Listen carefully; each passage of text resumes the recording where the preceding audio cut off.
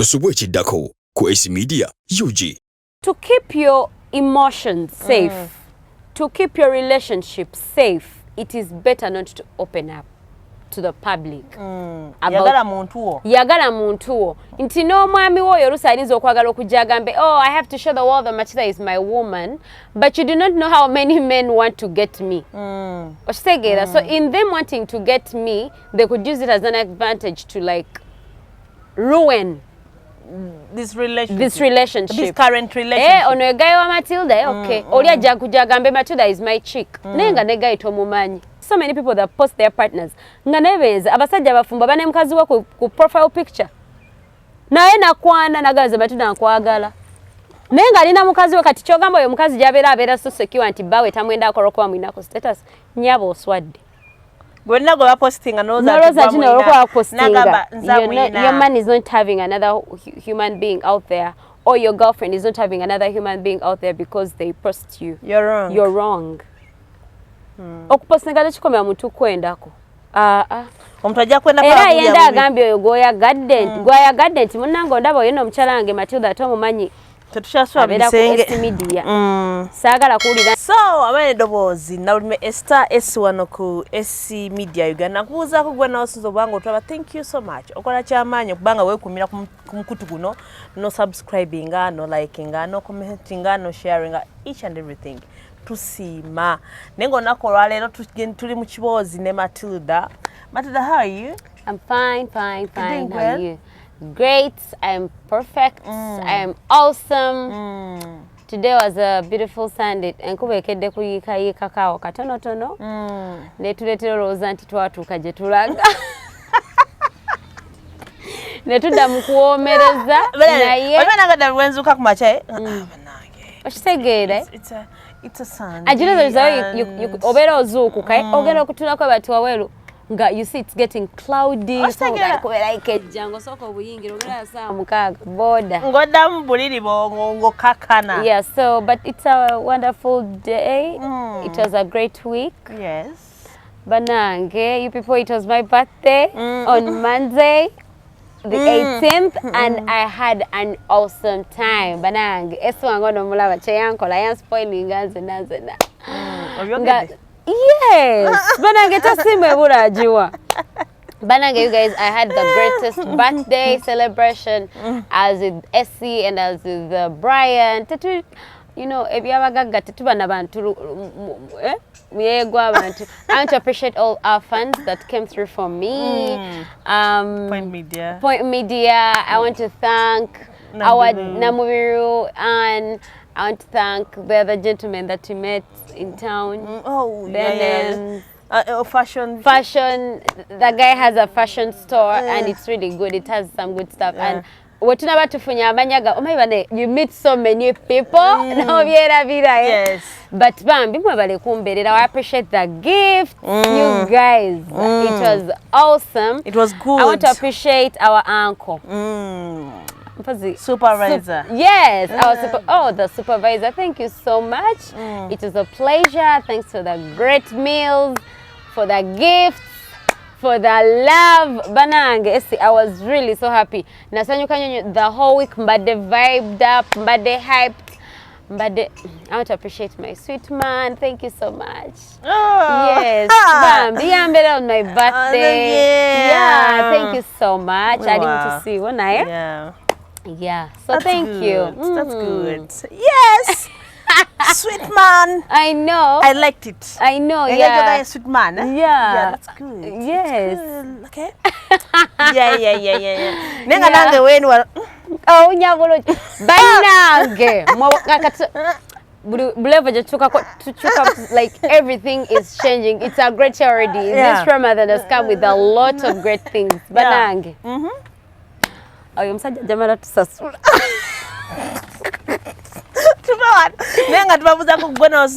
Thank you so much. Abatulabira mu Gulf countries. Much avunanyizibwa nnyo abantu you know, Media abagira babanji.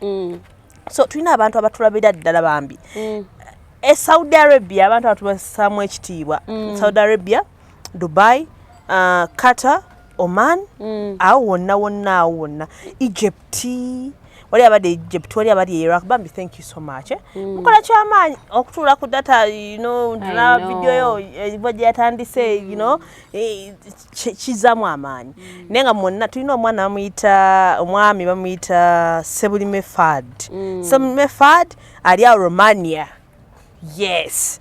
Then Sarah Kitty ojja kunzijukizaamu simanyi oba ali UK oba ali Canada ajja kunzijukizaamu abaana batulabaawo then mwenna batulabira mu USA abatulabira e Canada abatulabira wawala France Canada USA Johnny South Africa guys everywhere you guys yes mutuzaamu amaanyi n'essuubi okubanga mukwano guno ogutuyitirirako sometimes obeera omukwano gwo nakubira naga Matilda namukwano gwange ali US nakulabya ku postinze you're like what? Like oba togama like nti oba you're overwhelmed because they posted but like people are watching us to that that far overseas walaye Pastor Mondo yo yakonye mu stamp na tonnamulaba adesinaba yakoze ki oyo mwana yabinkoledde soko ne tulabe wano tulabe banange mwebale nnyo you people yedakomyako leka message n'akampa you see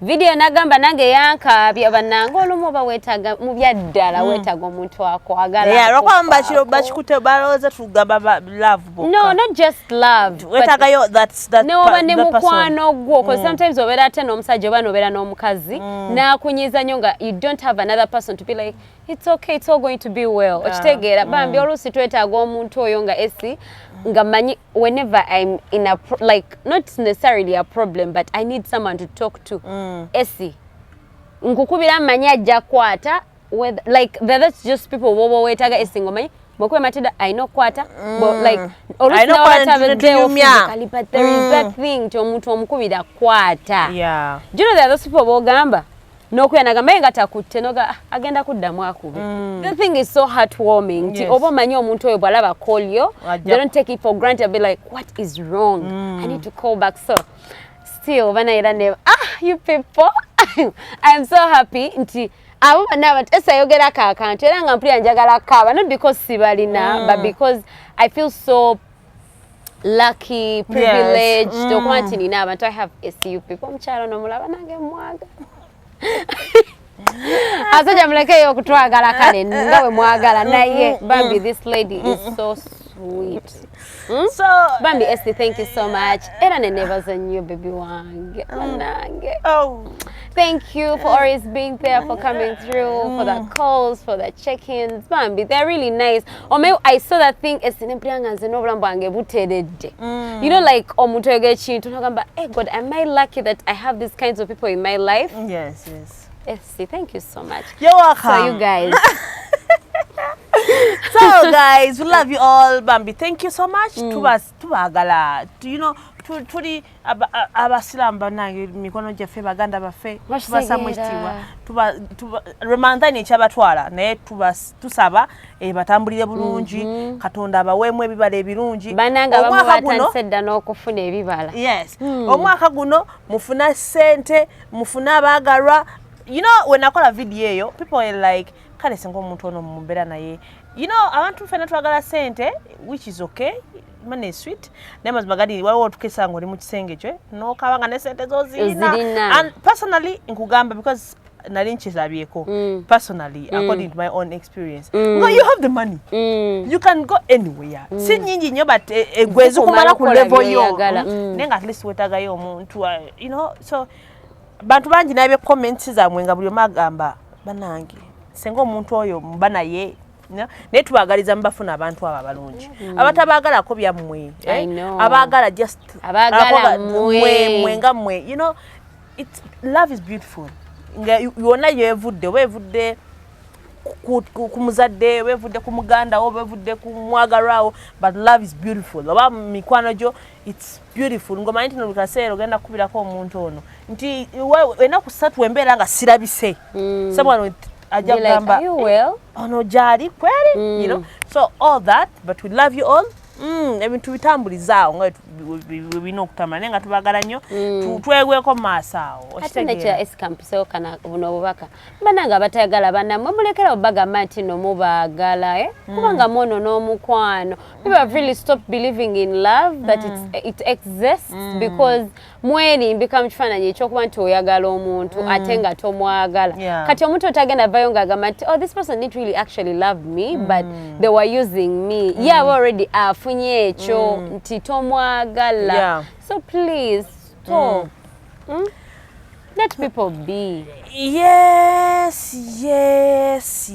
Nengo olunaku olwaleero tugezeko mu kiboozi nga bulijjo era nga tubeera tuli mu kiboozi kya mukwano kya mapenzi ebintu ng'ebyo anyway ffe tulira ku mukwano ewatali mukwano we don't function. So enne tugendera maaso olunaku olwaleero Matilda n'ekintu kye njagala twogereko you know fena tukozesa social media. Yes. You believe it? Yes, I do. Nkozesa social media. Nawe okozesa social media. Yes. So tugenda mu bantu bano abaagalana tulaba abantu bangi nga beeyagala nnyo ne balaga abaagalwa baabwe. Ne beekyawa ne bakomawo ne bakaaba nnyo. Oli n'atakomaoko n'akwana ate mukwano gwo nga naye wa social media.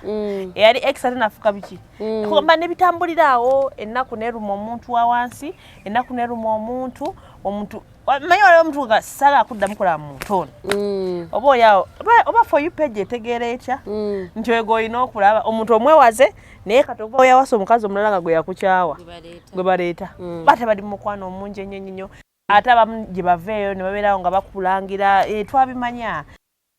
Before you post your person on social media oba olina okwetunulamu gwe nga what's your status eri abantu nga they are not popular kitegeera obanga let's look at a person that's really popular omuntu ng'oli popular tewetaaga kumulisa mwagalwawo but now because if someone is popular ne bakupost posting omwagalwawe oba no posting omwagalwawo no confirming ensi nti guess what this is my person this is my oba wadde ba haters bo weakness yo kitegeera because usually twagala aba agamba Matilda ngenda mulumizaawa.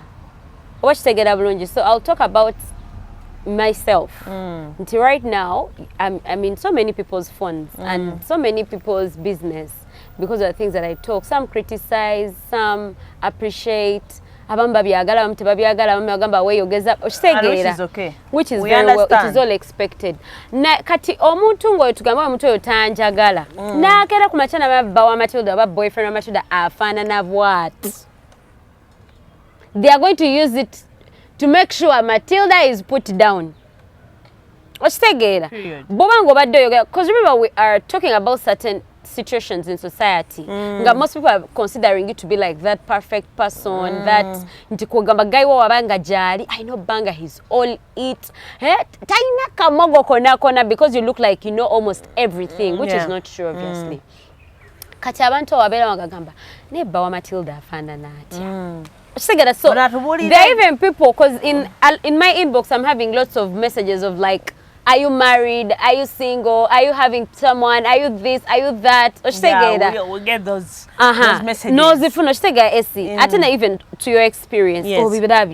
Kati ogera nga abantu balina ekifaananyi ky'omusajjawo mu mutwe gwabwe oba kitegeera bulungi kati either baliza omuteeka eno waggulu nnyo ate in most cases bamuteeka nnyo eno nti omukyalo oyo alina kizibu nnyo omuteeka wansi kati weka kutanda nti remember sometimes we're on camera but off camera we are totally different people. Yeah, we're different. Okitegeera. We are living our lives. We are living our lives normally like any other person out there. Kakati ng'ogenda ojja balaba bawo. Okitegeera. Abamagenda agamba kati eri ajja omulagamba share. Bulijjo manyi ne guy wali awo ibiri awo like nti kombe katono but now atandika okufuna backlash ku bintu byatategeera byatalimu bagenda muvuma okitegeera olusi musajja atwale mu mirimo gye ali mu ofisi yakola bakozi bane bamugaye golinda katono so kola omuntu ku TikTok kigera ku TikTok balina habit ejja ne kukalakata ne bye batamanyi okitegeera abamu bawo tali perfect bamulabyeko eyo ng'akwana Bali kama banange bawo Matilda twamulabye bawo Esther twamulabye akwana okitegeera to keep your emotions safe to keep your relationship safe it is better not to open up to the public.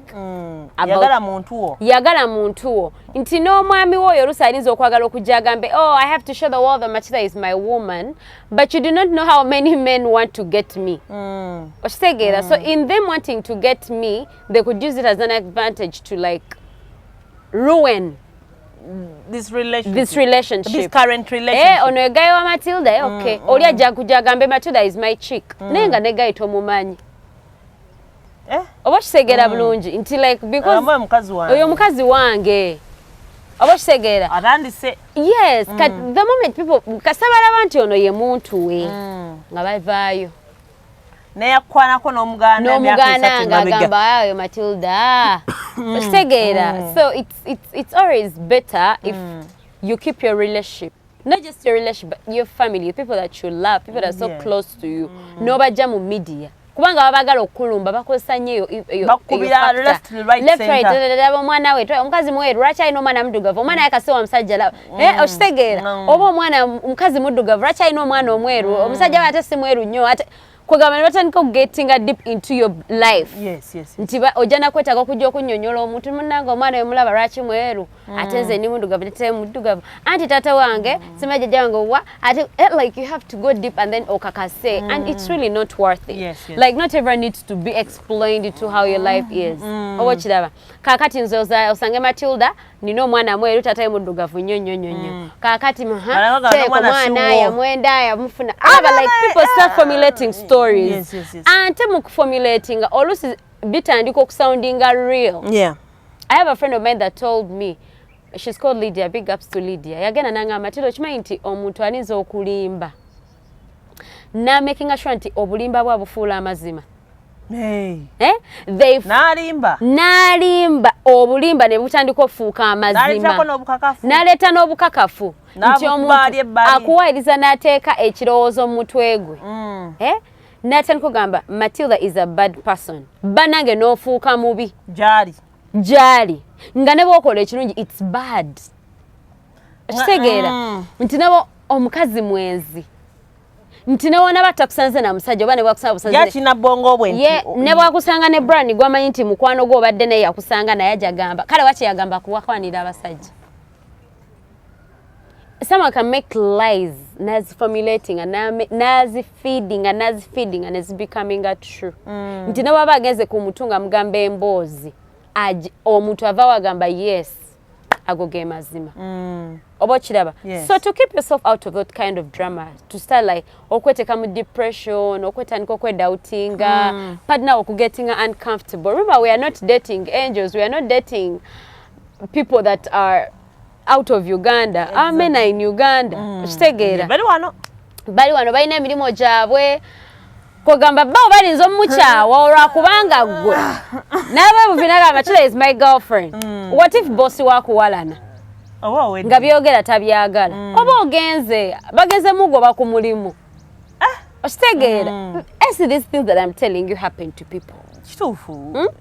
You're right. Happen noyogera ekintu maybe nekyoffendinga omuntu enakuhatinga ano nga oyogedde mazima because sigamba nti no osokyogera nga eriyo ekirumanga amazima abantu bawulira gabaluma nnyo. Mwe twakola comment yali ki bannange ngerabidde wagamba omuntu no do you mind nisoke nkoleni kuddire oyo comment eyo wagiraba wamuddamu gwe omukyala gwe nagamba do you mind if I first finish my work and then get back to you. Omukyala oyo twayogera ku that topic was about side chicks, how they take over our men. Nti obadde no side chick najja na taking over your man like namtwalira ddala okitegeera omukazi nagamba those are second wives discussions my second wife mwegumi najja nagamba you girl you're saying this nemugamba my sister relax chill.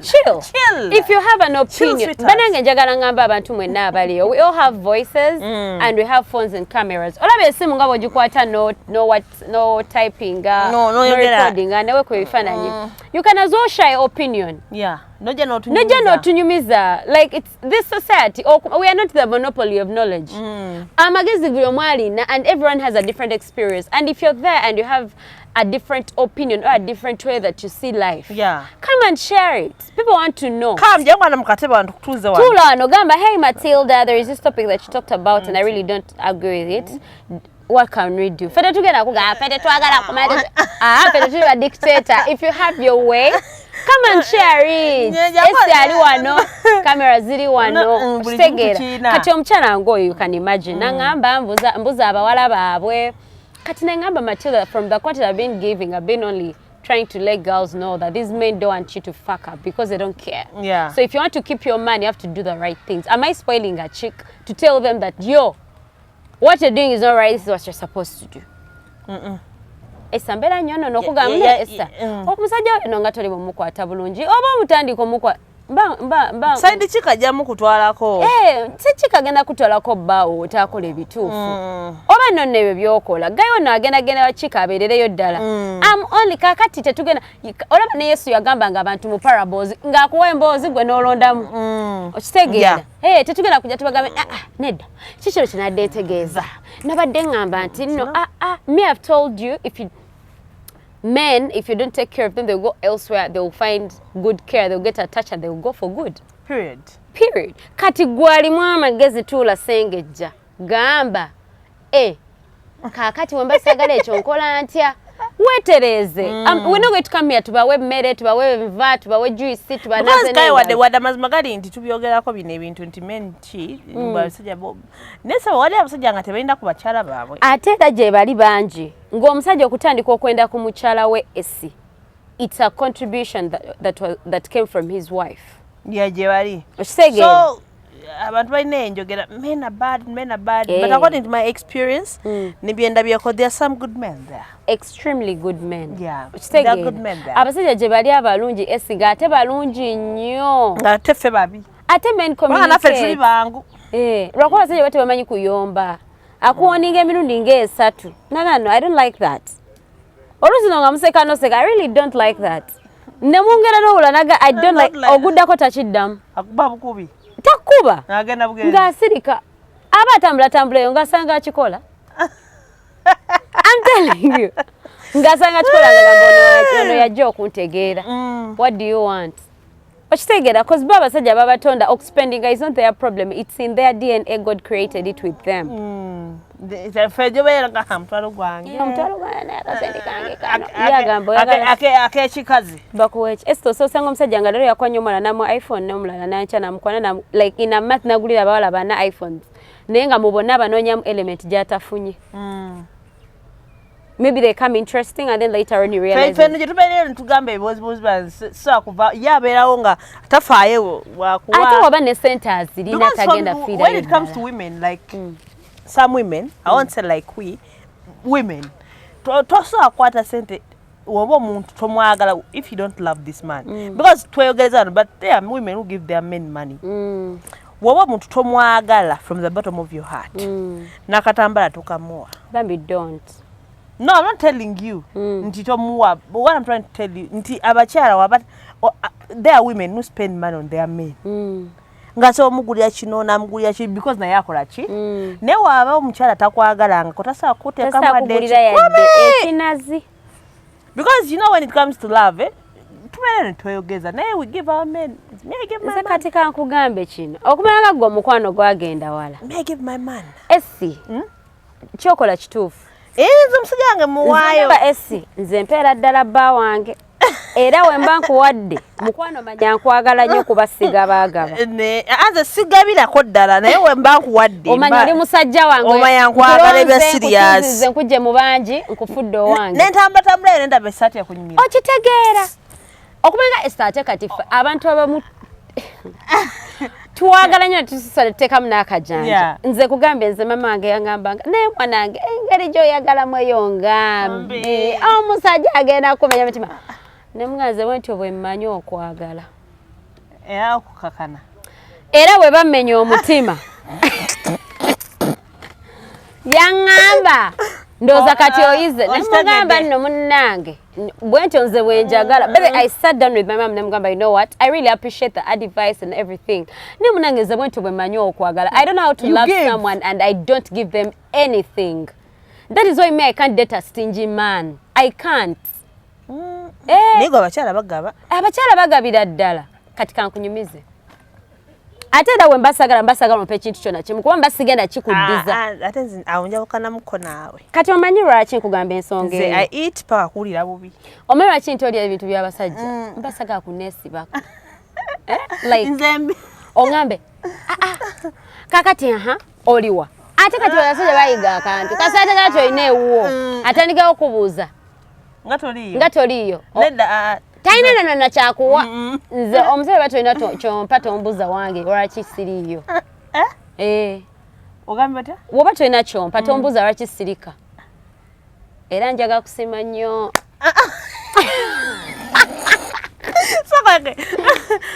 bw'oba omanyi tinonkwana don't ask me for where I am. We've not agreed that we are dating. Don't ask me for where I am. Onfuna bulungi. We have not agreed. There is you being in a relationship with someone. Ngawoli walekana. Ngawoli wasidisa. Oli ne baani abo. Wasabyani ngogendawo. Nkwata mpola. Banange kankubulire. Waliwo omusajja yabadde ankwana ebiseera ebyo. Ese omusajja we namukunyumiza. Ne kakati kamba buli bambi abasajja mbabu tukwana muteeke muko kale ku bwongo obuyitiridde. Soko lwa mutugola abaye. Like look at the person you're vibing. Omanyi nti kati ono omukazi faza nkugambe nze ana baba tukwana basinza ku byetogera. Bakola ensobi bambi tetwagala mu bule. Let me tell you Essie, we are good women but not to everyone. Yeah. We are bad where necessary. Yeah, we're going to be bad to people that we feel are not what we want. Okitegeera. Ate basiyemera mutulimba mukosa obwongo bungi kati ate obanga tonnalimba soko olizo omukazi bwe akunyumiza okwanya omukazi ombuuza hey how are you tell me about yourself like hey I work not that I stay alone kitegeeza I have my own bills I know how bills run there is nothing that you're going to tell me that I've not heard of before okitegeera kati ate gobojja kati banange Esi, banange mulekerawo tulimba ebiri obvious so kitegeera you've met me today ongamba nga bw'oyagala okumpasa you get what I mean oyagamba yes Matilda njagala kuwasa njagala olere mukyala wange ndabira ddala ng'oli mukazi wange I was looking at my dream this person was delusional kitegeera there is telling someone you know what Esi, I think you're really a great person and I want us to date and see if you know how this goes I really want like nkulaba oli muntu mulungi and I really find you interesting and I think you'd make a great wife nenga takugamba nti njagala kuwasa like so omuntu nagamba ate njagala tulabe ng'omwaka guno we guggwerako nzije wammwe nesooka nengamba ne kakati gwe mutunga niagambe nti omwaka we gunaggwerako I would have like okay I'm really sorry but I really found it not nice. Ntitweza kungamba bintu ng'ebyo. Mbala gamba naye omuntu ono kubenze ndaba. Banga nafe mukwane nakuzo tetuli basiru nnyo. Tetuli basiru nnyo Esi. Mbala gamba nti kati omwaka gugweko like don't over want to see my parents. Okimanyi wawo omuntu lina kunyumiza sometime back. Ate ngamba tuzabitadde. So once you come and you start your boys, you know what I want to marry you.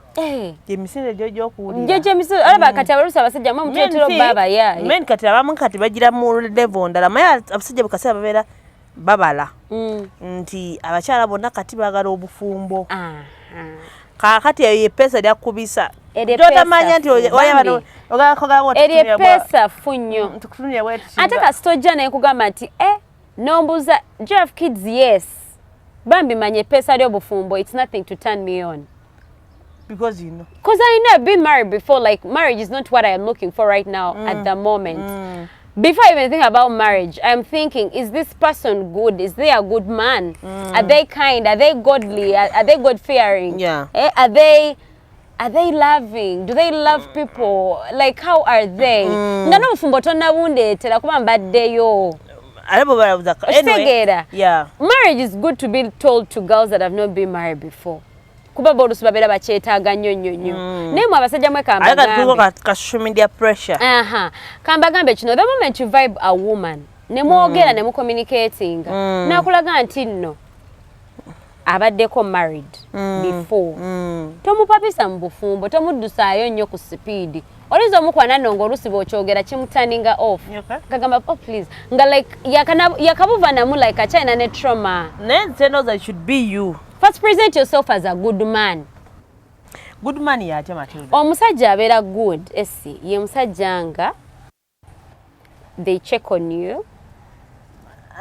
When and how? Akeera kumakya nakubyeko banaye wasuze bulungi nti ye mukama wange kale ndowooza nange ngenze ku mirimu gyange nte kale bambisula bulungi aliza obutakubira lunch omayo situba n'emirimu egiri very abantu balina busy schedules kale kankusabira ofunye ku kyokulya nedda tisinaba bambi ogenda kukola otya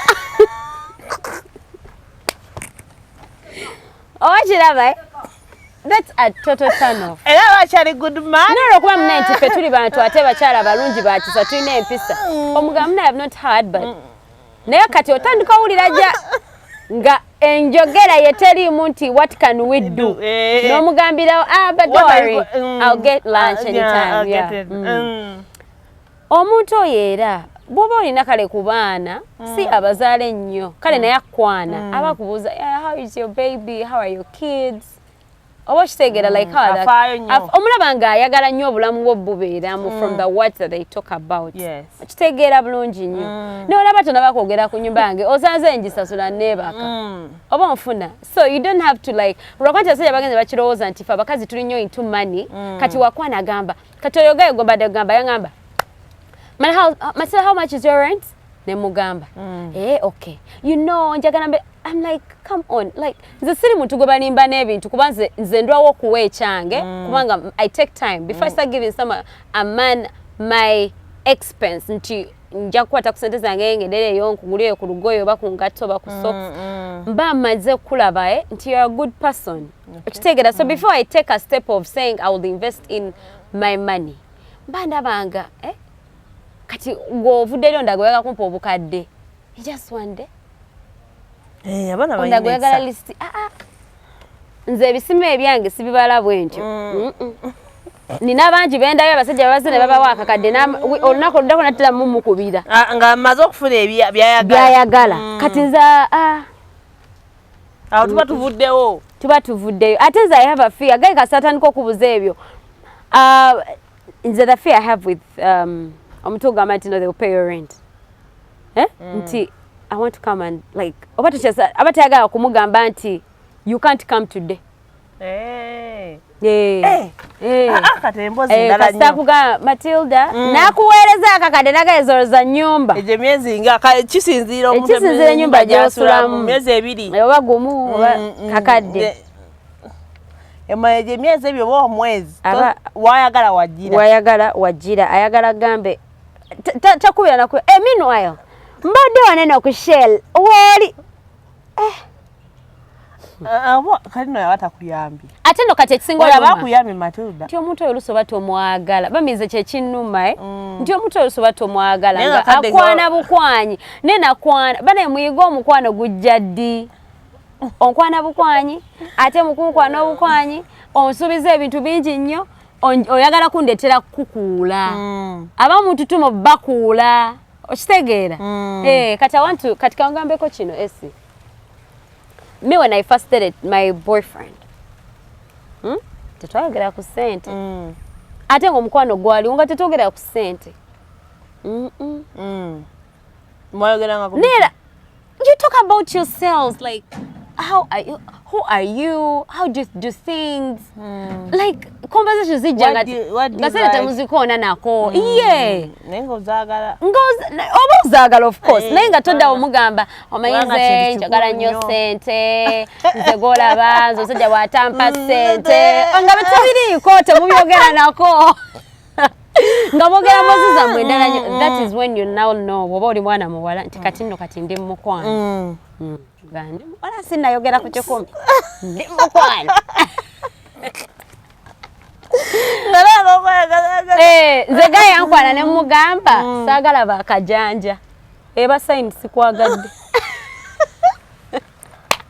Omuntu era ng'ali mu kutijja, omuntu era ng'ali mu mukwano, okutijja kwe kusooka ku ssaniya. Ekyo tatijja tewali mukwano. Tewali mukwano like sinnakwagala. Olina okumbeererawo awo njige okwagala. Webale kati oba olina okukola nnyo. Wabe nti nkwagala. Naye love is different by the way mugwe mukwano. Omukwano gunyuma. Oshege? Kati abantu we batate esikati awo bamugamba bazze nga batugira. Kati yajja okubuuza nga tompostingako ku social media yo. Wangi? Nga tompostinga. Ngagamba. Ng'akubuuza ggwe. Nze mba nkwagala n'oluusi n'oluusi. Togenda na kumala ku nganti n'okupostinga ddi. Nja kupostinga. Nze kanyini seepostinga. Nze kanyini seepwebale nnyo. Oluusi nange ogenda mu Sirezia n'omala wiiki n'amagezi in my post. Obadde ku Sirezia nga twabakwala ekifaananyi kya mwezi mulamba. Kati you want me to post ayigira amagezi. Posting eyavuddeyo WhatsApp. Eno brand ekikola. Eno ey'okuggyako omuntu neeraba yekka. Yeah, they mean. Tujja bapostinga nga nnyo mwerabe. Mweka. Weka wetanga bala tebabalaba. Nenga esi nga tuze ku topic yaffe. Tubadde just tuyiseemuka. It's not good to post. Today wali era tubadde tulaga okupostinga omwagalwa. Postinga omwagalwa. Omwagalwa otompostinga. Omwagalwa oli muteeka katale. Oli musimba ku mudaala. Owenjwa ona bagamba olaba eso musajja ona amwagala. Kitegera. Okitege batwala omwami wa oyogedde bulungi. Olaba essa yagala gayo. Ayina ekyama. Kati nga bajja batandika okwagala okinoonyereza. Weetadde mbuzibu. Nze Esther sigenda postinga musajja wange okujjako nga mpasa. Ate era nga ngenda okumpasa. Kubanga abanga mbalaze nti bannange mwenna abadde beewera beepankapanka twakigaddeda. N'ebino ebyakati leero oba kyamaase ekyokuwasa okikakasizza leero nti ogenda kuwasibwa oba ojja byogera balina okumpasa kati nga kitebampasa kati gwe tebagenda kuwasa anti bagenda kumpasa naye kati sobola kukola ki kubanga kati omanye emikisa oba okyali wano. No, bino sirigamba musajja wange abeere ku pressure nti ampase. Take your time, honey. Take your time. Naye ekyengamba kikino nti okupostinga kuno kugenda bakwa mitendera. Oba okiraba esi. Nti obanga olina omuntu ogw'oyagala. Omupostinga on like banage kale topostingira ddala. Kuba esi oba oyagala omuntu topostinga. Ogenda oba mutadde ku mudaala nga tubadde twogedde nga esi woogambye nti bagenda tandika ogamba nti oba mwezi obwezi bwange oba bulaba if you can't post your mind ate nga gwe postinga abalala ate kati mbeera mpostinga Esther we are in business together mpostinga Brian we are in business together mpostinga oli ampadde akalango mu postinge okitegeera bw'oba olowooza nti n'obutakupostinga ndi mwenzi you're with me all the time. Always we are staying together. Always we are not staying together, but whenever you want me, I am available. Tokuyanga ko simu kironge eri busy. Tokuyanga ko kiro nenga balinda katono tulongeredde. Kati kiba kigambisa nti ndi mwezi. There are so many people that post their partners. Nga nebenza abasajja abafumba bane mukazi wa ku profile picture. Naye nakwana nagaza batuna nkwagala. Nenga alina mukazi we kati kyogamba oyo mukazi abeera so secure nti bawe tamwenda akorokowa mwinako status nyabo oswadde. When I go posting and all that, your man is not having another human being out there, or your girlfriend is not having another human being out there because they post you. You're wrong. You're wrong. Okupostinga tekikomera muntu kwendako. Omuntu ajja kwenda kwa era yenda agambye oyo gwayagadde nti munnange ondaba oyina omukyala wange Matilda ate omumanyi tetukyasula bisenge media. Saagala kuwulira nti ate wavuddeyo n'olokompokana nti nze ndi mukyalawo gyo ndi bbaawo oyo mukyala wange omulabye nti yesebo ne mubeera mu afeya yammwe nga mukimanyi gw'olina w'okola ki w'okoma tova eri kweyogeza bitakwatagana era n'akwendako bulungi n'akulwa ne beeyagala kati olwo nno n'atandika okukugjayo. obochiraba kati don't even be there no air boyfriend wange bambi onanga ndabe sikuposa I think I don't love you or I'm having other men. Zero. It's just not worth it. Like I'm just protecting what's mine. Yeah. I'm protecting what's mine because bo better to protecting a chintu chona protecting a chani. Watch that Esther to posting a bow. Ojana fune mikwano jotetaga nayenga they only need one person, your man. They want to get close to him. There are women out there nga yo omulimu gwe zombie kuchankalanya biriwamu. Ngagana kujja kubera mukwano gwange Esther eri abakazi abatwala babba baffe not because I'm too tenti amwagala but because abera ne bawo nga akwogerako nnyo bwakwagala ennyo banenjaga nnyo omucalange Esther baneze Esther banange waatali kati abamu nakifunamu obujja naye akankulage nti nno kati nno osobola omukyawa nganze bwendi najja namwetega nakola ebyaddala n'abikolera ddala n'amakinga sure nti amukutwalako ate nga gwe nawe mukazi otosi tomanyi bawe yakuleeta obuzibu lwakuwaanawaana nnyo eyo gy'atambulira. Kati bana tetuwane kuba no labayo kati nga wendi wane mugana ne Matilda bana the other man Esther era wobanga ompaana banange njagala mbagambe kino era woba owaana baawo muwaane ng'olekamu ebisinga omukwagaza tobyogerako nze mamange yaŋŋamba my mom yaŋŋamba nti nkubula Jackie okimanyi ti nno abantu bagala nnyo owulira emboozi ng'oli bubi bw'obanga oli bulungi ne bbaawo tokyogera gamba bw'owulira enyumya bannange nze gwe mulaba nze bannange nze bba wange abasajja baafuuka bazibu abasajja tebakyategeerekeka wonoova ine weeyogeza banenze mukama yawanze omusajja olinze simanyi nakumanya kiri kirabo nze omusajja owange maama Esther tokikola era nawoba ne Matilda ng'oyogera ku boyfriend oyogera bitono bw'oba yagulidde iPhone tokyogera gamba yanyongerezaako nze yagyegulidde gayi wange bambi yanyongerezaako n'engula essimu empya olw'ensonga tuli bazibu tujja kutwala omwami wo bino mbusimanyi abakututte bakutte Dubai wobeera musajja ng'okutte mukazi omututte Dubai mubipostize buli omu abalabe eri agenda okujja nga ayagala mutwala ewasinga owabakwanyi eriyo zi Maldives eriyo ebifo nga terina musana okitegeera ng'agenda gamba kati wemba njagadde Matilda anti bawe yamututte Dubai kati mubalirewa like people will start olabadde musoga abadde wano ng'abigamba mbwate bo bakubira n'abantu amasimu n'amugamba mpereza obukadde bubiri n'agamba yekambwereze nga bali ku mission okitegeera kati oli wanalaba nti bwoba okyakaza mati boyfriend kati nga I'll give an example. My boyfriend takes me out or let's say to Dubai. Or Zanzibar whatever Zanzibar it even sounds good atoko Zanzibar kati bano bakalabye opostinga ajjukira mu kupostinga mbeera mabeera bakwana alabe nti byo Matilda byayagala anti watadde oh my god my baby thank you so much okitegeera such a great guy bananga what will I do musajja akyali kuli without you I'll die thank god ngotekako obukano obu emoji obusaba Katonda buti ngagamba wamponya abaye ngagamba okay kati wabakwana level mwakubira ziba zisinga kuzabbaawo times 3 ngagamba Matilda I was here thinking you know next month I'll be going to the Maldives and I have a free ticket here. Don't you want to join me? I'll be with my friends. Kati wona tumanyi ngogera ku Google ngoso kabera Maldives mama amazzi ga blue omusanyu gwa white amato gatambula gali kuli galinga bukola ngogamba izo gano ogusooka n'ogwokubiri n'ogwokusatu naawe ndi mingi birthday zongo tandika guys it's my birthday ebirabo byaweereza oluusi no ne guy wato namukyawa kati guy atandika olaba nga bakuinvadinga kati nti oba kati nga I have my boyfriend aba ali awo agenda olaba mba ndi awo bampereza iPhone 15 ntuddawo anti kati fani ampeereza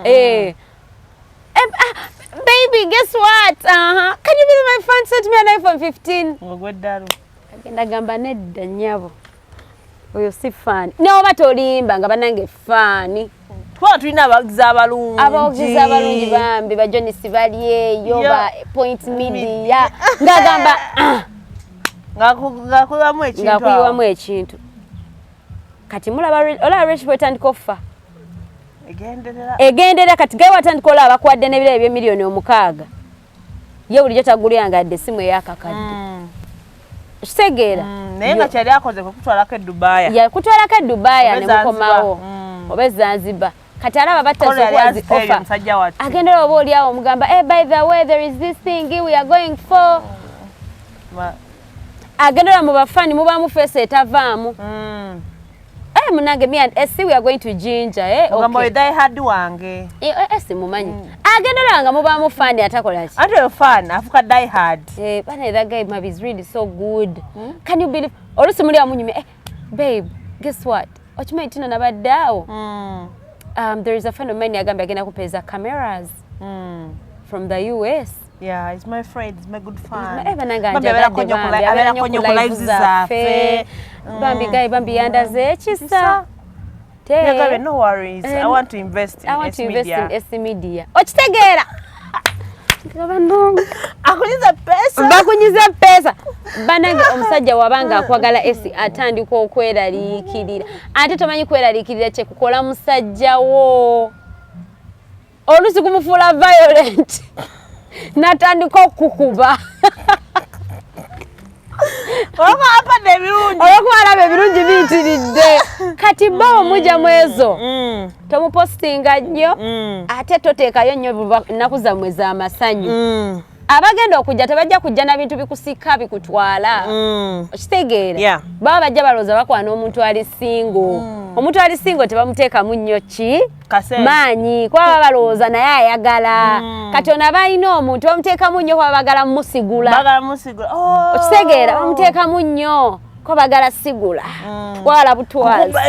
Nkozesa kyo okujja kukulire. Ana wali okutwala nga bagenda kukipinga. Naye bagenda kutwala. They don't to keep you. Bakujja wali. Kagambe. Wala musajja katika ngameze S challenge jeni okufuna. Era musajja yali ankwana. Yangamba mbu Matilda inkulaba oyogera ebituufu. Inkulaba yeggwe. Like from the things that I say. Okitegeera Kati abantu ngabo azera bino Matilda byayogera ddala byali. Oba nedda. Ostegera esi. Omuntu akulabye oyina posters zokola ngo oli very calm. Banange bakwano bafa. Kome wajeno nga sabuka. Kati ngoli aja kwana Esther nakula nkulaba oli mukazi mukakamu tolekana. This is the way I look at you when you start talking. Kakati tamanyita atebo jeno off camera otabuka. Otegera akagabana. Omukazi yanimba kati obatandika abakazi balimba obolooza ali bwati nga atali kino. Walaba muntu mulala. Banange you people, we are not perfect. Okitegeera? Nyogera kukobukaka. Oyagala nkubya essimu nga teziriiko nga waya ezimu zavuddeko. Kati wabera ngo kwegamba muina okubeera very calculative. Temuina kumala gajja kupostinga abantu bamwe anyhow. Ibenza twogedde ne kupostinga. Sibaba abantu noyambu banduga family yando. Family webale. Opostinga oyina bakazi nziba batakwagala obalaze bawo yenanyirira. Bravo gena ogwe muto. Go muto. Odi muto. Oyina musajja mugaga. Avuga benza ati omulaze bade mugende jinja mwe recordings yarabye kali ka brand ka level ka logo. Benzi. Nenda kuzanga benzi bazipangisa. Benzi bazipangisa. Ati kati abakuloga tebamanya. Tamanya. Ya bala bakugira bati bakuze. Tamanya ati na bakugamba. Abami baji. Ola bakulogera ate kyotana bana kutuukako. Balaba. Okitegeera banange temposting abantu bammwe. Don't post your partner. Even when you're posting your partner, make it look like you're posting a normal person. You see, my man really loves supporting me so much. Aba gana posting a couple video. I'm listening to Matilda. Esther. I'm listening. I'm listening. I'm posting nnyo. Yeah. Tell us. Ostegeera. Apostinga nnyo. Tubuulire. Kakati mu kupostinga ekyo. Most people when they are seeing, they maybe think, oh, he's just posting Matilda. This chick that we see moving around different statuses and TikToks. Chabalowooza nti naate oyo muninkiniwe owefuna bulungi naye ne bakitegeera nti muninkiniwe ojja labanga bamugamba oyo muwala tumumanyira laba agenda akapostinga bajja kutegeera babajja kati olaba alizobanga kupostinga as his partner naye nga tekiteekangako nti oh my girlfriend oh my woman oh this oh that kakati agenda olabanga kwolwo lwakitaddeko oh my lovely Matilda oyo mwala omanyi nga lakikizaho oyo mwala ali bwati nga balyoka bakusanyawo basukuma bibazuka bibyo ku mutwe ku nyindo what ng'agamba obakale singa samupostinga Nebo ebintu binengeje byetumikiriza kupostinga ku tabu ebintu ebyetumikiriza Matilda obeerawo omuntu omwami otomumanyi kale omwami obulijjo abantu tebamumanyi era olumpostewe ngaga oyo gaye bawo Esther are you safe we need to talk nga kubira essimu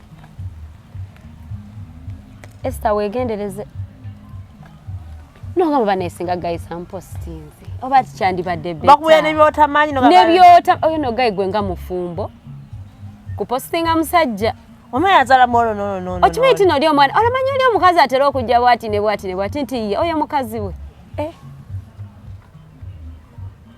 oh my goodness neyo ndeko nga postinga nange nzole ndeko nga postinga era bali obanga mugenda munoonya paka ku nemikwano gyaffe gishimanyi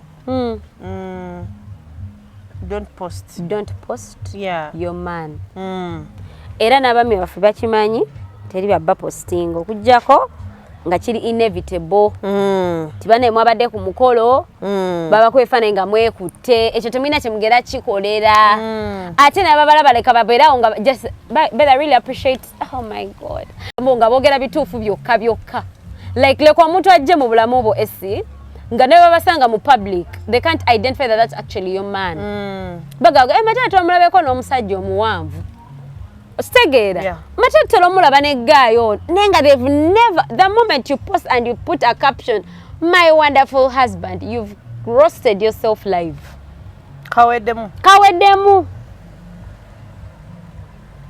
nga batandika okujjirayo mata bawe data byazenga akoledda nga tonamufuna byakozeeko zaawo wakati awo nga mukyekwana nga ate neyo wakale abantu bavuma omuntu onolyanguufa ne bamuvuma mulabe ennyindo mulabe ebiki laba omutwe laba yenna omuwala omulungi bw'otyo ofuna otya omusajja ng'ono bebe bavuma omusajja ne bamukukyaya n'omukyawa nizo siva ku muntu wange nkubuulira nze mamange yankyayako oko boyfriend wange omu yamuma paka kumulyango olyamuma biki ebyo byaka kati oba ebino bye twabeerangamu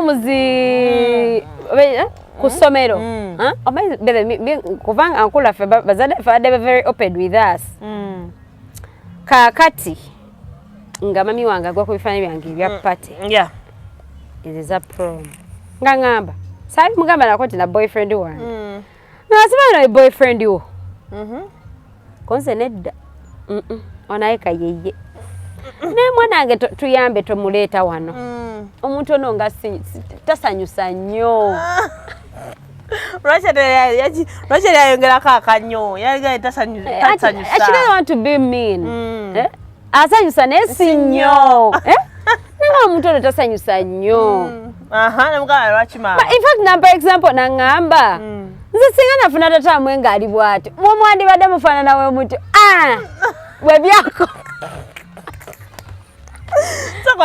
we byakoma yali mubi nnyo like I don't know but I think okay it was overwhelming oba mamange yali agakuzijja ku bantu abo naye ate abazadde by the way wali engeri abazadde gye batukuzaamu mabegamu ng'ajja kukutamya ekintu akikutamya akyogerera mu binyonyonyo ne waba mukwano gwo oka ng'akutamya ne waba mukwano gwo naye omwala oyo nno nze nga simutegeera oba mukyafu oba muwala yabaaki oyo ali atya famire yabwe yayonooneka abaana beeyo ogenda omweta mwampola eringa dde lyaseka kati ye social media oteekayo ne bamuvuma n'ebibi bye wali wagamba sijja biraba n'otandika obbiraba si kasente naye nedda kasajja kampi sajja mumpi n'obumpi kupostinga muntu nga singa wamulekayo no mukava laba n'emimwa ne baaba otunyooto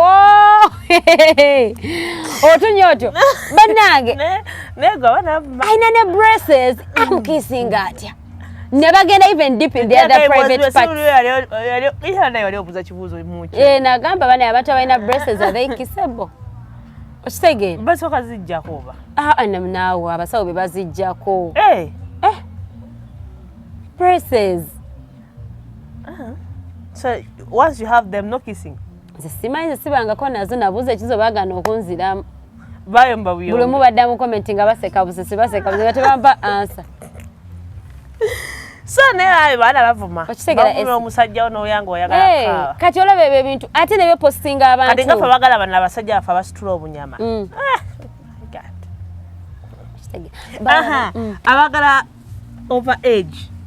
Webali bana kale bana maseka sede ne omusajja omukulu omwagala otya esi bavuma bawo ne bamukukyaya bavuma mukazi wo ne bamukukyaya n'abamwebakako nga tone munneesanga ne bavaayo ne bagamba oyo omukazi twamwebakakoko ondaba esi right now sinafuna muntu yenna attacking nga kuba tewali amanyi bba wange nesayo nejja nageza avayo bwati Nza nkamusirikire ajja kusigala atambulira mu garage. Baba tebakwatake kuba tebanafuna tona bakukolayo kibasinga. Mama sweetheart sigenda kupostinga paka kuli yambi. Nze wange nja kupostinga nga maze ku building eje erinwanira ku social media. Yafanguni. Ejje kasana alizimba. Bakuvume bala. Ogenda mukola challenge. Kati nga kana akayimba baby. Aka drekali akakapya akayimba. Simanya bachita kamese what? Kamese tambula. There is this song of Zuli Tans. I know. Kano kadrekali. Namulabye nga tigwa simanyo bagwanja ankalanya. Simanya gwanja ankalanya wanyingira omusayino bongo bulungi bo wonna njagala bwenaza. Simanyo ki. Ninga abasajja nga bawaana bano.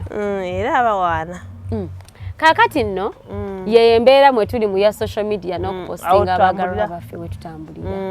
Don't you dare post your loved person. Naddala omusajja like gwe oyagala naye romantically. Okitegeera. Alice ne bazadde baffe tetutawaana ko bazadde baffe bagenda balumbeeyo ku byalo gye babeera. Babagamba ebigambo bagaye bannange omwana ogundi tumulaba yeyagala ne gundi abasajja beyo bayaaye omusajja oyo gwayagala muyaaye bawo bagende bamukyaye maama wo nga ne maama otanaba kumulaba okitegeera nja bagaye ne muwala ono no tumulaba naye atandise okweyagala n'abayimbi nenga singa badde tebamumanyi badde tebagenda kukola ki kubyogera badde agenda kubeera nga waawo bamulaba njani okitegeera galeta badde bagenda mulaba leta kisambi obocha esi supu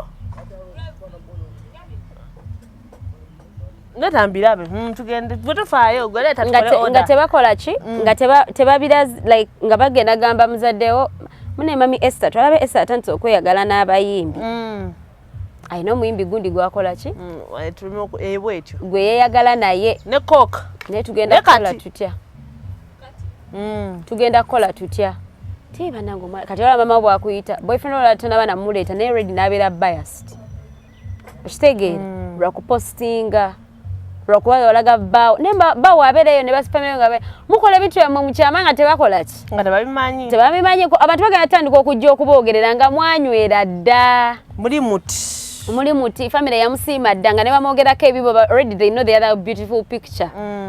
Naye kusinga to kumuleeta abamawo bamugamba ddawo posting omuyimbi ayina enviiri. Awumula amatu. Ayina tatu. Ate kakati omwana twamulaba ayina omusajja gwa postinga. Ayina tatu. Bagenda omuleeta. Tattoos are not bad. Never abazadde baffe batuli bubi mutatumbi tatu. Omanyi mama wange tazagalira ddala kyogera naye. Abazadde bambi tebagaya ddala tattoos kubanga abantu batandika olabako tattoos they did portray a good image in society. Nti wabasanga nga banywa enjaga bavaako okitegeera kati omuntu n'aba n'ekyo nti buli abazeeko baba bavaako naye nga they are not bad. Omuntu nanga agina sinza kuva eri nanga omuntu why do you have a tattoo? There was a time I really wanted a tattoo so bad. Nanjagala natyo obulumi. Natyo obulumi. Nengamba bagenda kusoma. Walo yangamba ngamba tude owaddeyo bakuchonchone konse kabanchonchone. Nena tukale let me not. People into your posting abagaraba. Abami temposting abagaraba mwe naddala ng'oli mu limelight. Deka babera okale nga balina ekintu batakumanyiiko. Because remember when you're in limelight there is something. Kata fena twego mukola ku mukyala wa papa. Webale. Tetumumanyi. No one knows. Mukyala wa alien. Oyinza n'omusanga mu katale. N'omuyita nyawo nkulamusiza nga nebageze bamutegeera ogenda laba kamera ba YouTube baani sanyuka leeta tukwetaaga ku talk show. Obuzibu bugenda kubeera. Abaana be bennyini. In the alien skin abakaya ku machanga they attack him alone. Tebalina kye bakola kye attacking. Naize nebageze bakwata kati when you look at people ngabo olaba kati tugamba wekitibwa Bobby Kyagulanyi. Bobera bamu attacking. Ba attacking family. The whole family baana mukyala we bonna because bakola ki? Babamanyi. Abo tetugenda banenya nnyo kubanga femu yabasanga already beeragalagadde. Social media agenda okujja. Already bakola ki? Bali out there buli mwa bamanyi blah blah blah blah. Naye ate wetegereze Chameleon tosaa kugenda no attacking mwana wa Chameleon. Wamulabawa. There are pictures, there are things neto mulaba nga konti yazze nakola video nga ali ate nti some don't even know their social media handles nengoloza tebazirina bazina. Of course. But they've kept their kids' lives private. Eddie Kenzo yali ku interview mu n'agamba abantu bero ne bambuza mukyala wali n'abagamba muliza n'okubeerawo nga ndi Sekawere. Oba ofuna bulungi mulooza nina bawalabo kane n'abalenzi mbalina. Like there is that thing that people want to know about. What's that? Batandikirawo. Obanye abantu bano abantu baffe tubana nti bazibu. Adda ku mwana ngoyo omuto namuvuma omutwe we gwachama. Kati ogenda n'olabona omukyala we attacking a black man. Nti bamuvuma ne bavumiramu n'omwana we. Ngokutamulaze animation. Wali abantu we batyo nga bote bawena nga they are sick. They are very sad. They are very sad ngo n'obusungu abutera ku mwana omuto like that. Gwatamanyi. Kati kyekyo kyengamba nti oba ino okubeera careful n'ogamba akana kange. Kati ze kuba bakafaye nga akana kange bakavuma. Nvaako. Tanga nange njogera nnyo. Nenjogerwa obulungi ebigambo ebyo ebirungi. Kitegeera. Naye kati tugambe kati ku maama. Omuntu akute mama amuvumye. Omuntu akute tata amuvumye. So our loved ones, our beloved, not just men and women that we are dating. Yeah, but our people that you care about. Ate necha esi. Lwaki toyina postinga muntu? Lwansonga Esther omuntu tolerance ye teyenkana nayiyo. Go wagenda okujja mu social media nga we preparing for so many occasions. Social media is not for the week. Oba navuma nakola ntya bwe nakola we bati nakola ntya oba na praising ennyo nabeera ntya oluusi ogenda postinga bawo nga tamanyi impact ya fame kyekola oluusi omuleese omposize bamuwanye nnyo abakazi bamuwanye agenza abiguddeko nti bamuwanye atabuse Amense nze ola abakazi banjagala gwe sokola ku social media nogamba bakale singa samu biteekayo n'ateemanyako ebyate n'ateemanyako nti n'abakazi asomwagala ennyo we batyo okitegeera kati olaba musoga wano okuva bamuleeta wanene olaba akyagala ovaawo bwe yafuna that impact of being liked. Olaba nga akyagala nnyo.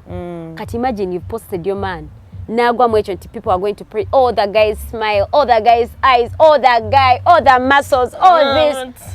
Matilda is lucky. Oh, God, you man. Matilda, let's share that man. Omusajja omusudde ddalu no. Atabuse like otegera feme nti olusi tagenda kutegera impact yayo kyeriza kukola kati omulete emulete afuke zombi afuke ekizibu era you end up breaking up kuba genda afuke ekizibu abakazi bagenda tandika omwekwanira tomanyi okukemebwako okumutuusa bamukutwaleko ate ddeno mbaneze naleeta omusajja yali talina kyaliwe yamanya bamumanyira kunze bwe bamanya omusajja n'amenka n'agenda saasigazawo muntu okitegeera oluusi bamuvumye nnyo agenze mu depression jukira fena depression tugitambulala tumaye bagenda tandika kosa babaddeko batagezeko mu depression oluusi agenze arwanye n'abantu jalaba omusajja omu akuvuma bwati ku TikTok oba abavuma agenza abanonyeza beekubye bamwasizza ebimu oba oluusi yabaasizza bamusibye oba kitegeera nti ebyo byonna ebituya birowoozaako nti abantu baffe baneeno oluusi tebalina that bit of tolerance oluusi bagenze bamuguddeko bamubuuziza interview ayogedde ebyansimattu ayogedde ebyekisiru ebyonoona brand yo aga mukazi oyo nogolaba yali badde mulungi naye era naye ayinamu obubeerabeera bwe kyokka gwe boweereza bamanya oli perfect tosobya ayokyezza Matilda nze nkubuulira these are the challenges ng'ali awo kumpe waayogera nomukazi wange mwagala naye nono bambuuza naye mukyala wa Matilda omuleseyo ali atya ali eyo kati nayoga omulidde kyeyogedde ali eyo beka beekyalina okwekyawo ebyo byonna bitandika obbatuukako jjukira ebyogebwa ku social media biyingira mu relationship yammwe ne bibafunyaafunya webati Matilda twamulabyeko ne Brian ku gundi ngakyogerako ki oluusi teyabitegedde nako omugamba olina tamanyi wabiddamu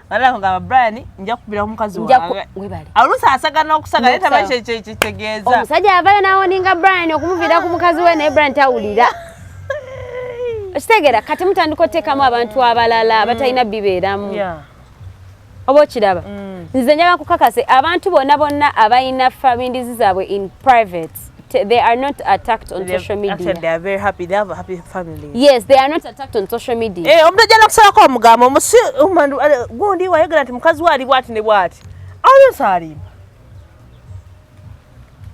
naye nga ali tasobola kwogera ku mukazi gw'otamanyi oba musajja gw'otamanyi so abantu baffe tubasirikire babeere tusigalize abantu baffe mu gallery. Omwami wange asigala wa? Nze Esther, ever since I started coming into the camera, I don't post my son. Never birthday, I do not. I would rather, I just go and say, I thank God for my baby, blah, blah, blah, blah, that's you. Bigambo. I don't post my son. Netata we simwogera manyage. Nero mutugambe. Sisobola. Agende eyo watandika okunzimbirako akayinja. Ne bagamba yegwe bamati gwe yamuzalamu omwana. Gwe yamuzalamu omwana. Wala wafuna ekitiibwa. Nanfuna nvimbirako. Natandika okumalako bange emirembe. Musajja nga muleke. Ebyo kati ndeete omwami wange muteekeyo. Tata omwana ate ne baby daddy ate naye ajja abuukire. Okitegeera ba enemy batandika okujjamu obukodyo kakati wandikoze boti kati wandikoze boti genda ku show surprise genda ku show webale kati ale wajja na ku surprise yana nange mirembe kigenze mugwa muzibu nnyo katekayo nga bwe kali okitegeera banange twabadde wano ex wa Matilda n'atusalako nga bba wa Matilda ali wali kazi tekayo ekintu ekyo tukyejjemu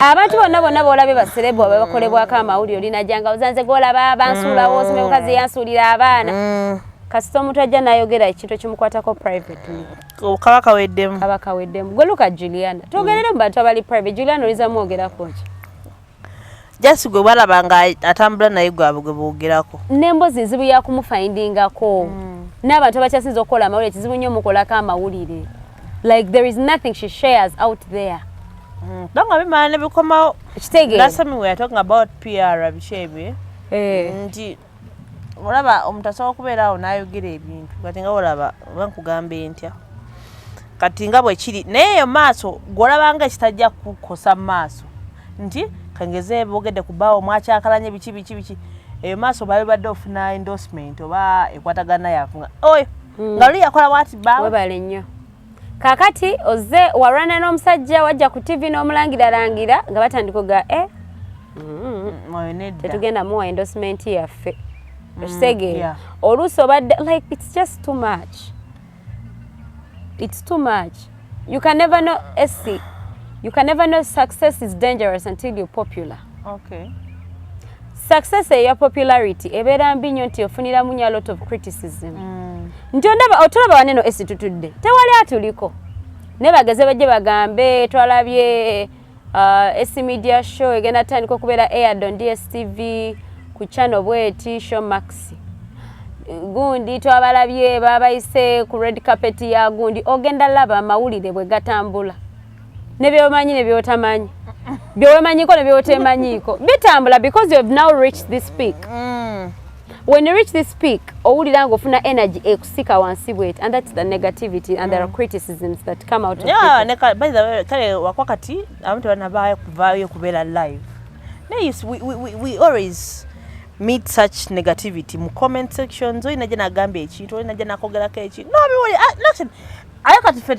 tokoma na biwe no biwe ne bantu bo kunde yegede bwat omunanje nakola comment wet ostegeera you feel so bad nze kugamba ogenda mu comment section notanogamba oh my goodness I thank God that I have emotional intelligence that I can control my emotions okay na comment jinasomye nga ndabe eri off ekitegeera now what nenga musawo juyo tumwebaza nnyo ayina ekintu kyangamba last time we met me musawo Julie and I was like katinga wembera nenga Matilda this is going wrong kuchiti nemugamba nanga esi ebintu nga bituka kwe bera ogambe naye ono muntu kyayogedde is it me kuma okuvolo winatandika nembasanga mukubona embera chinjera katenda kuboda waboda kana yayo nyimye byekisiru namba ono akambanza so life is moving on very well so that's life ebintu emu just need to like learn emotional intelligence noberonga omuntu you know how to control your emotions omuntu nagambe kino siika mboti noga naye kati angambye ndi mufere I have a friend of mine again nangamba mboka macha someone can annoy you and you still smile with them ashtegera nemugamba they just don't mean anything to me they don't add up anything on my life ashtegera like nze omuntu ngonyiza nasoka nembuuza onga search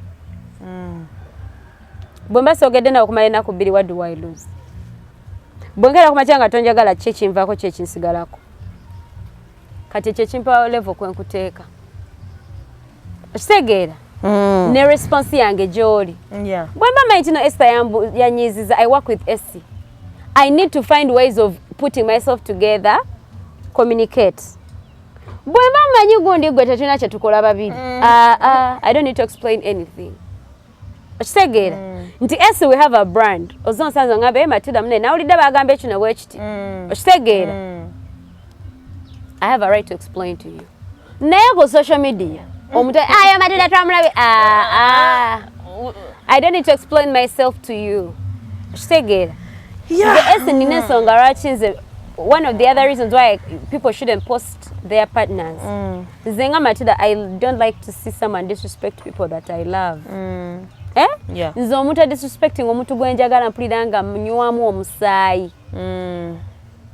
Omuntu nodda kugayo n'omwogerako ebyekisiru nso okuno nayo najoli nejja n'obinyunyunyola kimu ku kimu toli wa muzanyo Essie I don't the essay ekintu kyensinga okuprotecting ambulamu bwange musajja wange n'omwana wange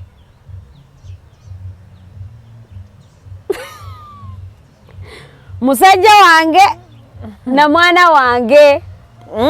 Those are the people that I protect most in my life. Bazadde bange mwe lwaki siba protecting nnyo we bati mama nga alina bbaawe. I'm protecting. Mugana nga alina bbaawe, mugana nga omulezi agenda funa mukazi we. Bagenda kola family ezaabwe nga nabo balina protection yaabwe. So for you, you're concentrating on your man. I'm concentrating on my man and my child and my children. Okay. So nenga twisa kalanka bakama baffe Rama Lusania asangwa wa Wandige kati gwe nayagala okuya ku Lusania, it's different. Tuli mu kisiibo, right? Abaislam basiba chemen video ena film katuji bajja kubamaliriza naye abaislam bakyasiba. So bebyo kugamba ate bana nyunyuse ate bana enzeyo mfumbe ate bana koye ate nange amayo kizibu nga kini natero kugwako enjale eruma enjale sakata anti babera bali anxious. So with Ramal Tanya lukimu akikolede oyinza obutadda okufumba obutestress nga kubeerako pilau wali kubeerako chapati kubeerako enkoko salads ate then wali ka side nakutako ka juice eryenvu apple n'entende. Ramal Tanya ewandegea tewemenya nnyo nti ate bannange ngendeyo nti ate biki just order number zidiao order ngo bagende ku simyo ogende mu Jumia oba mu Glovo then order Ramal Tanya ajja kubalu kutusako wonna woli Lusania lulungi nnyo luwoma taratibu buli kimu kitambula bulungi nnyo ddala naye nga basinga tubagala nnyo mwenna tubatumirako wonna wosinza okubanga otulaba. Thank you so much bannange abatulaba tusabeerabira mutwagala nnyo mutwagadde mutulaze omukwano naye naffe tugenda tusuubiza baweereza paka kulira bubi. We love you all. We meet next time. Brian abadde camera. Bye bye.